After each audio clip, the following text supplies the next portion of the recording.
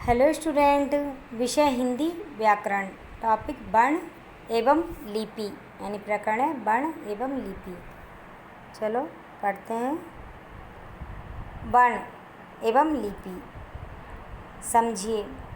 वर्ण परिभाषा वह ध्वनि जिसके टुकड़े न हो सके वर्ण कहलाती है। यानी वह ध्वनि जिसके टुकड़े न हो सके वर्ण कहलाती है।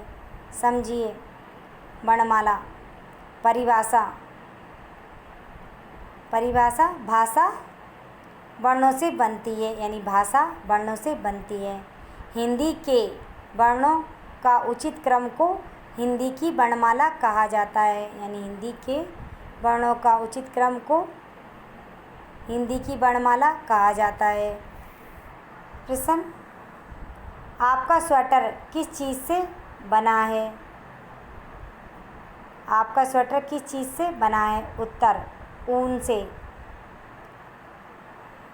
महल शब्द बनाने वाली ध्वनियाँ। यानी महल शब्द बनाने वाली ध्वनियाँ म, में प्लस अ प्लस है प्लस अ प्लस ल प्लस ए महल। यानी मैं प्लस अ प्लस ह प्लस अ प्लस ल प्लस अ महल, ये ध्वनियाँ हैं। इस प्रकार भाषा ध्वनियों से बनती है। यानी इस प्रकार भाषा ध्वनियों से बनती है। ध्यानपूर्वक पढ़िए और समझिए। शब्द टब ध्वनियाँ ट प्लस अ प्लस ब प्लस अ टब। यानी ध्वनियाँ ट प्लस अ प्लस ब प्लस अ तो टब। शब्दमाला ध्वनियाँ म प्लस अ प्लस ल प्लस अ माला। तो ध्वनियाँ म में प्लस अ प्लस ल प्लस अ माला। पहला पॉइंट है, ये शब्द ध्वनियों के मेल से बने हैं। यानी ये शब्द ध्वनियों के मेल से बने हैं। इन ध्वनियों के और टुकड़े नहीं किए जा सकते। यानी ये शब्द ध्वनियों के मेल से बने हैं। इन ध्वनियों के और छोटे टुकड़े नहीं किए जा सकते। दूसरा पॉइंट है, ये सबसे छोटी ध्वनियाँ हैं। यानी ये सबसे छोटी ध्वनियाँ हैं। वर्ण के प्रकार यानी वर्ण के प्रकार टाइप्स ऑफ लेटर्स। वर्ण के प्रकार वर्ण के प्रकार सबसे छोटी ध्वनि को वर्ण कहते हैं। यानी सबसे छोटी ध्वनि को वर्ण कहते हैं। वर्ण दो प्रकार के होते हैं। यानी वर्ण दो प्रकार के होते हैं, स्वर और व्यंजन।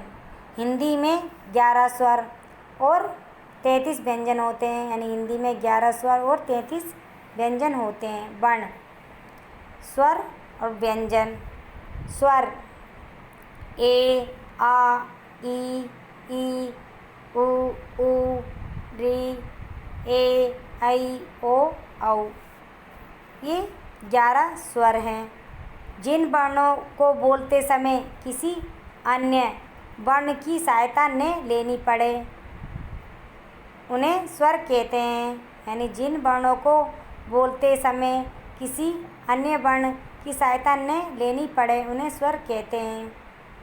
व्यंजन के, खे, गे, घे, ण, चे, छे, जे, झे, ण, टे, ठे, डे, ढे, ण, ते, थे, दे, धे, ने, पे, फे, बे, भे, मे, ये, रे, ले, वे, स, श, से, है।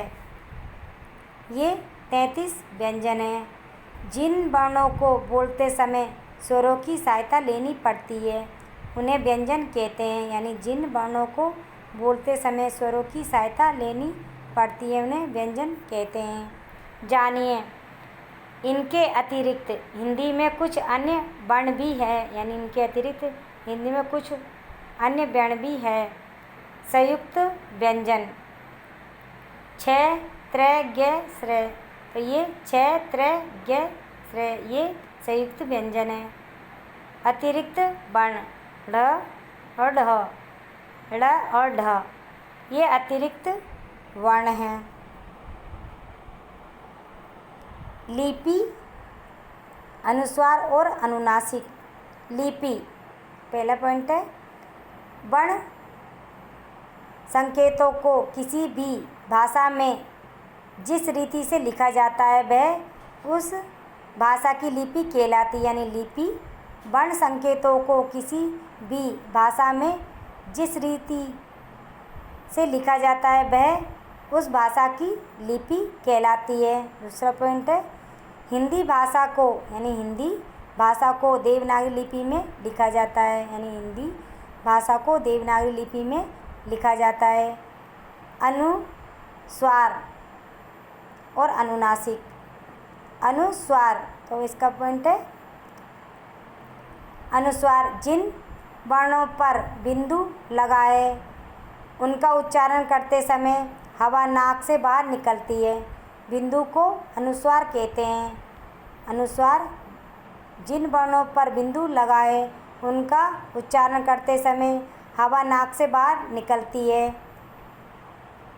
बिंदु को अनुस्वार कहते हैं। दूसरा पॉइंट है, जिन वर्णों पर चंद्र बिंदु लगा रहता है उनके उच्चारण में हवा नाक और मुंह से दोनों से बाहर निकलती है, चंद्र बिंदु को अनुनासिक कहते हैं। अनुनासिक जिन वर्णों पर चंद्र बिंदु लगा रहता है उनके उच्चारण में हवा नाक और मुंह दोनों से बाहर निकलती है, चंद्र बिंदु को अनुनासिक कहते हैं। इनका उच्चारण करके समझिए। अनुस्वार, तो अनुस्वार पंख, बंदर, कंगा, यानी पंख, बंदर, कंगा अनुस्वार है। अनुनासिक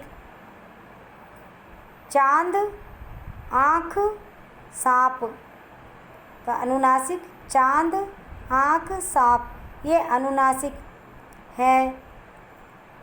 याद रखिए, वर्ण जिस यानी वर्ण हिंदी भाषा का सबसे छोटा खंड होता है। यानी वर्ण हिंदी भाषा का सबसे छोटा खंड होता है।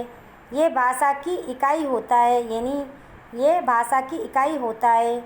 जिन वर्णों से शब्द बनता है वह उसकी वर्तनी होती है। यानी वर्ण हिंदी भाषा का सबसे छोटा खंड होता है। ये भाषा की इकाई होता है, ये भाषा की इकाई होता है। जिन वर्णों से शब्द बनता है वह उसकी वर्तनी होती है।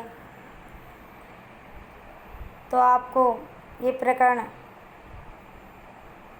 पढ़ना भी है और समझना भी है। यानी वर्ण और लिपि प्रकरण आपको पढ़ना भी है और समझना भी है। नेक्स्ट वीडियो में हम इस प्रकरण के हम अभ्यास प्रश्न पढ़ेंगे।